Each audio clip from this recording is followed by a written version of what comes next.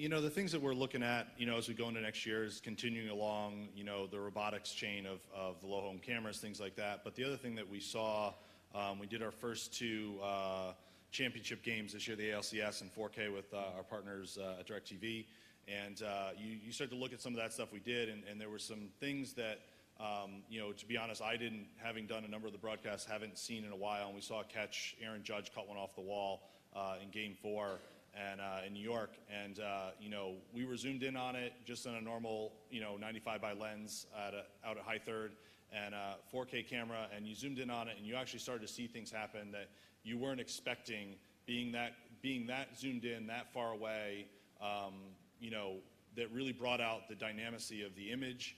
And it affected the HD broadcast. It did look better in HD, and so you start to look at those things and start to make those questions as we look at high dynamic range and 4K and all these other imaging technologies that bring us better looks at the game of what's happening, and bring us more compelling images to show, whether it's in a replay or whether it's live, which is going to garner more viewers, garner more things happening. And so we're kind of really excited about this continued growth in technology of the innovation of 4K and high dynamic range cameras, not to mention all the the ability of the super motion cameras to be out there for us.